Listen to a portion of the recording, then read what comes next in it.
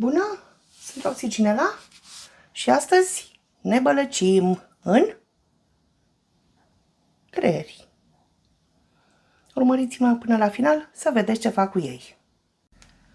Dacă ieri termitele meu mânca ficații, astăzi s-au gândit să mănânce creierii. Nu că aș avea foarte mulți, mai am un singur neuron, cred că e și el amestecat pe aici prin ăștia. I-am ținut până acum în apă rece și oțet.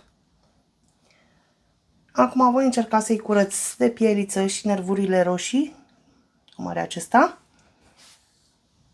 și ne apucăm să-i preparăm. Am pus pe foc apă, o oală cu apă, voi pune sare, am cât eu de 2 ori așa, 3 degete. Bineînțeles că hota, ca de obicei, e supărată. O frunze de dafin și puțin oțet. După care adăugăm creierul. Și cum spuneam, adăugăm creierul. Și totuși să nu facem scurtă la mână, să încercăm să-l răsturnăm. Bineînțeles, jumate va fi aragaz. Opa! Ce am zis eu? Nu voi da prin el ca să nu-l rup. Și acum, din momentul în care începe să fiarbă, îl lăsăm 2-3 minute.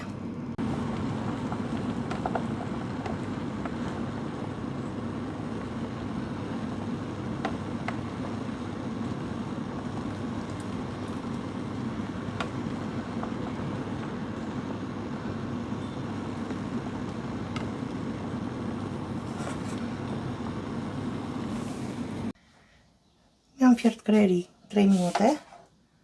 Am dat oala la o parte și acum voi lua, trebuia cu spumieră, dar mi-a fost mai la îndemână așa.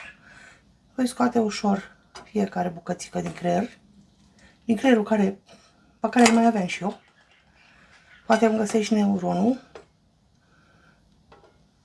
Deci îi scoatem pe fiecare, îi lăsăm la răcit și continuăm rețeta.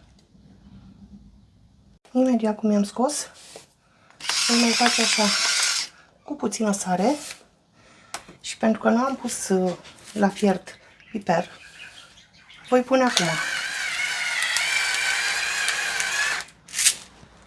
Nu am pus de ce? În mod normal se pune piper boabe. Ultima oară când mi-am făcut creierii pane, era să ne rupem dinții pentru că nemenicul ăla mic de piper intră prin creier și eu n-am atâta răbdare încât să le iau de 2 ori la mână să-l curăț și de piper după ce l-am fiert, în condițiile în care l-am luat la curățat înainte să-l pun la fiert. Îl lăsăm să se răcească și ne apucăm să prăjim.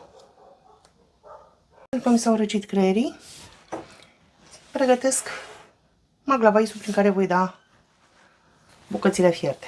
Am spart 2 ouă, puțină sare, puțin piper, proaspăt rânjit. Ne apucăm să le omorâm și punem făină. Noi preferăm creierul făcut fără pesmet. Deci în ouăle bătute voi pune și puțin lapte. După care pun făină.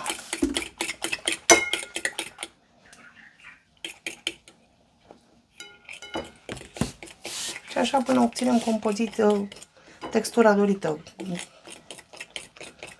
Fiecare acum termitele mele o vor un pic mai grosuță. Vă arăt la final, după ce adaug și amestec bine, cum este și coca. Am pus o tigaie pe foc cu ulei.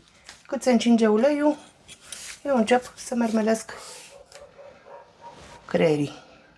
Am pus aici un pic de făină. Cam așa îl voi lăsa. În spate creierașii. Sticiulică, da, mame, gata acum, mamă. Sticiulică, una din termite.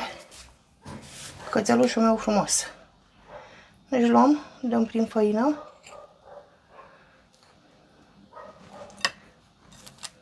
Nu știu dacă se vede, eu am îmbrăcat farfuria. Poate pe aici să se vadă. Am îmbrăcat-o în folie alimentară. De ce? În momentul în care termin, strâng folia și direct la gunoi. Nu se mai lipește de farfurie, nu ne mai chinuim.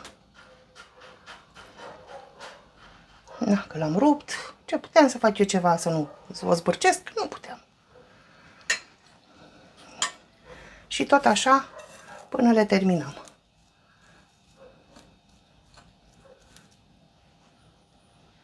Deci le dăm pe fiecare prin făină și jup. Aruncăm în cocă.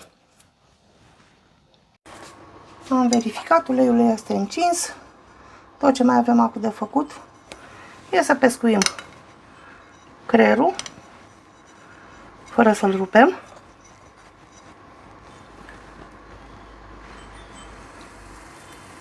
Și să-l punem la prăjit.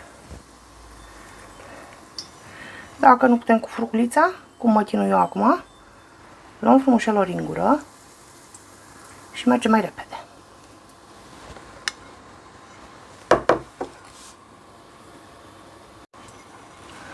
Focul l-am dat la mediu, la jumătate. Nu trebuie să le lăsăm decât să prindă o culoare aurie, pentru că oricum creierașul l-am fiert. Și tot așa până terminăm.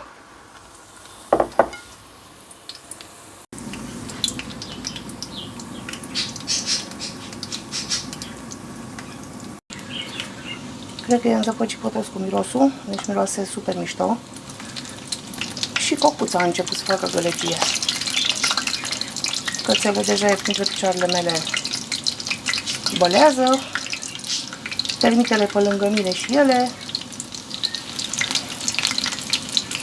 Și așa până le terminăm pe toate.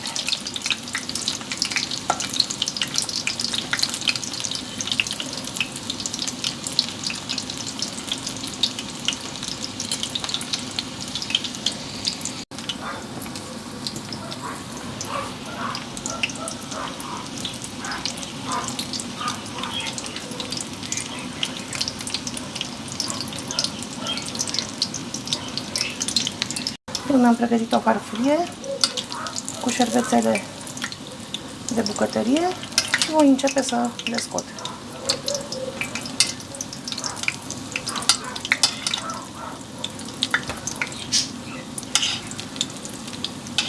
Nu vreau nici să le ard.